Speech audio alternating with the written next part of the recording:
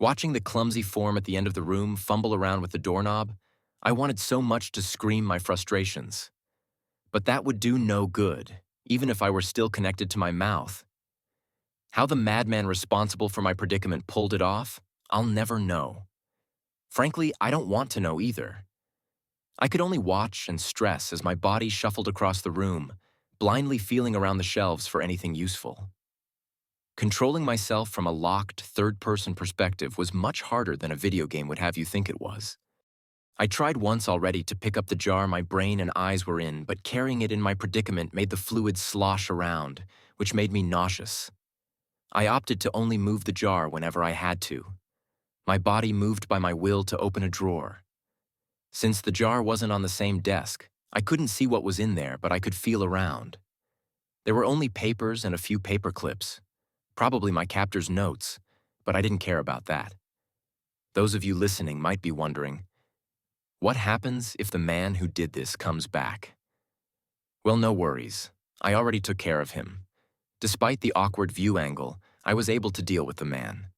His body lied limp on the floor with a syringe in his neck. I probably shouldn't have killed him, but I wasn't willing to find out what he wanted with me like this.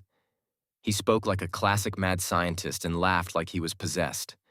I likely did the world a favor. My hand slipped into another drawer and felt around. The chill of metal in the vague shape of a keycard caught my attention. I pinched it between my fingers and held it up so I could see it from where my eyes were. Suspicion confirmed. I held a glistening keycard. Hopefully, it would open the door to this damn room. My body stumbled to the door and fumbled the card into the slot. With a sharp click, the door swung open. Excited, I brought my body to the jar with my brain and eyes and picked it up. The fluid sloshed around as I moved, making me feel sick, but I had to press onward. If I got out of there and found a real doctor who could put me back in my own head, I could put this nightmare behind me. Holding the jar with my eyes in front of my head made it easier to navigate my body, but it was heavy, and my arms started to ache. Oddly, there were no guards in this place. I guess it's hard to find willing employees when you're a madman. Who'd have guessed?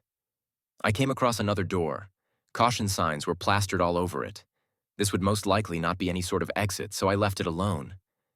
As I turned my back to the door, something on the other side bashed against it with a force like a freight train. The whole place shook, and I was deafened by the noise.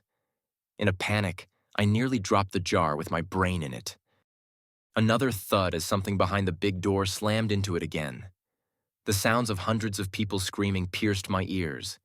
But they didn't scream in agony or fear. They screamed in rage. What the hell was behind that door? I tightened my grip on my jar and did my best to run, ignoring the nauseating sloshing of the fluid my brain floated in. The crash of the big metal door caving in drove my fear further, and I ran faster. The scream sounded again. What sounded like 100 voices called out. "Come back! Stop! Return! Join us!" I had no interest in humoring those demands. I kept running. Nausea welled up in my stomach as my brain moved with the sloshing fluid. I stumbled and fell, dropping the jar. The glass didn't break, but my perspective was sent spinning as it rolled across the smooth floor. When the jar finally stopped, I was facing a wall. Something grabbed my body. I could feel myself being lifted into the air by countless hands. Something slimy engulfed my form. Then nothing. I felt nothing. No pain, no cold, just nothing. Like my body no longer existed. Rhythmic footsteps like a militaristic march approached me in the jar. My glass coffin shook as several hands grabbed it and lifted me up. As the jar turned, I could see what had taken my body. Before me stood the lumbering form of some heinous amalgam of mankind.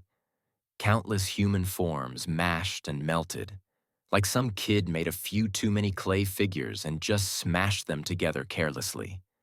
Several dozen sets of eyes locked onto me as my jar was raised high into the air. An orifice opened in the top of what I assumed was its head, revealing a similar mix of brain matter. I could do nothing as the monstrosity opened the jar like it was cracking an egg and dropped my aware brain into its own. Darkness surrounded me as new sensations connected to myself. My mind began to melt and remold. I forgot my name, and my memories were lined up with the memories of hundreds of other people. I could feel every signal from every nerve across the amalgam. I could see through its eyes in every direction. I felt its desire, a desire to grow, to share, to evolve. I became it, and it became us. We are absolute.